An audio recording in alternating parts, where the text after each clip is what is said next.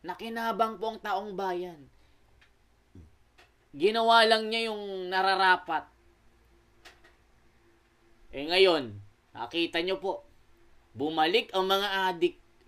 Warrant of arrest. So, you will just have to kill me. Kung hindi ako papayag, kung kakampi ka dyan sa mga puti. We're just going through the process. Kaya nga. Ma'am Rose, magandang umaga. Bakit po kayo nandito?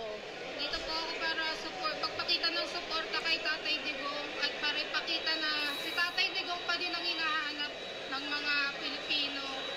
Talagang sinadya niyo po siya dito sa airport? Po ma'am, hindi po ako pumasok ng trabaho para lang talaga makita siya. Hindi ko naman siya nakita.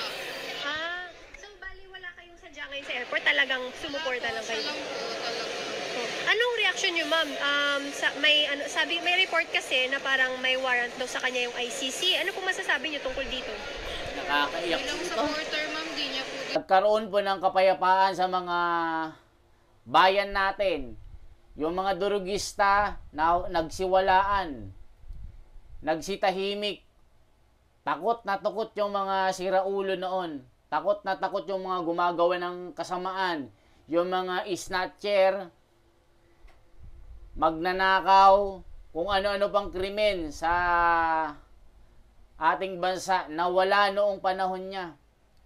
So ngayon, yung mga tinamaan po ng kanyang pulisiya, galit na galit, mga kababayan. Ipapakita lang po natin itong isang video sa airport na talagang yung mga nagmamahal kay Tatay Digong ay napaiyak talaga dito, mga kababayan. Pakinggan po natin ito. Sa airport kasi ito eh.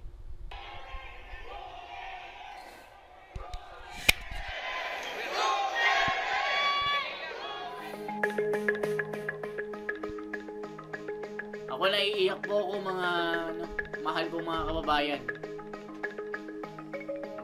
Ayan o. Nakikita nyo po. Talagang emotional yung mga supporter ni Tatay Digong dito. Ma'am Rose, magandang umaga. Bakit po kayo nandito? Dito po ako para pagpakita ng suporta kay Tatay Digong at para ipakita na si Tatay Digong pa din ang hinahanap ng mga Pilipino. Talagang sinadya niyo po siya dito sa airport? Po ma'am, hindi po ako pumasok ng trabaho para lang talaga makita siya. Hindi ko naman siya nakita. So bali wala kayong sadya ngayon sa airport? Talagang sumuporta lang kayo? Siya lang po talaga. Anong reaction niyo, ma'am? May report kasi na parang may warrant daw sa kanya yung ICC. Ano po masasabi niyo tungkol dito? Nakakaiyak po Bilang ito. supporter ma'am, di niya po deserve yung nakulong kung ano. Kasi tandaan niya naman, tapos siya lang po mag-isa. Kaya malungkot po ako. Nagulat po ako ma'am, nagalit po sa nangyari. May mensahe ka ba sa PNP at saka sa ICC tungkol dito sa nangyari ngayong araw? Hindi ko po alam.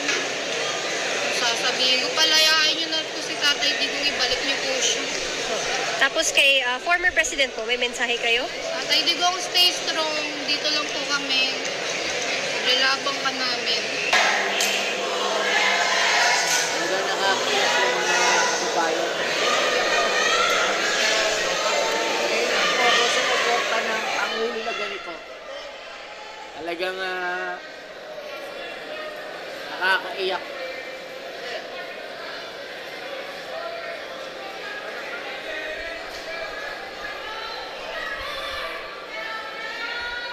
Hindi grabe ano. Warrant of arrest. So, you will just have to kill me. Kung hindi ako papayag, kung kakampi ka dyan sa mga puti. We're just going through the process. Kaya nga.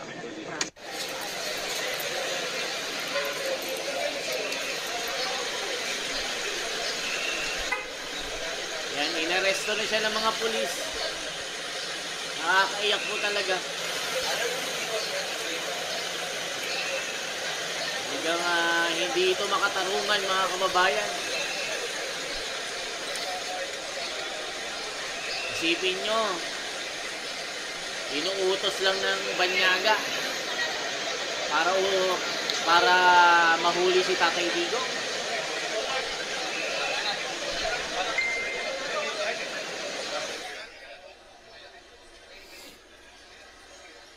Ayan, kung makikita nyo po, talagang lahat ng mga tao doon sa airport, talagang emotional.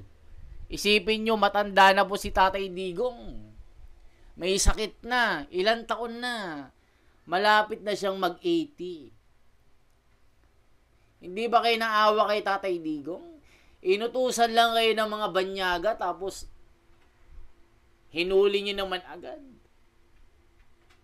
Kayo ang tatanungin ko mga kababayan, makatarungan ba itong ginawa nila kay Tatay Digong?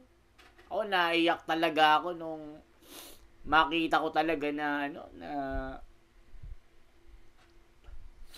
nahuli siya. Kasi saksi, kayo po ang mga kababayan, nakita nyo po yung history po. Mula nung naging Pangulo si Tatay Digong, tahimik po yung bayan natin. Payapa. Pinuksan niya yung mga masasamang loob, mga magnanakaw, mga kriminal, mga drug lord, mga adik na wala.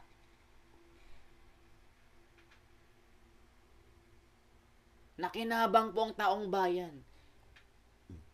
Ginawa lang niya yung nararapat.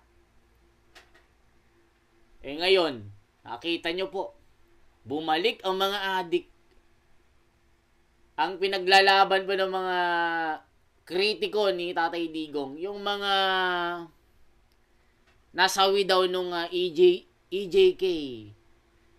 Yung mga inosente daw na nasama sa Oplantokhang niya noon. Ano ang mas importante? Yung hustisya para sa mga biktima ng mga kriminal o yung mga hustisya ng mga kriminal? Nasaan ang hustisya doon? Mas pinapanigan ng mga kritiko ni Tatay Digong itong mga kapakanan ng mga kriminal. I-comment nyo po mga kababayan kung anong masasabi nyo.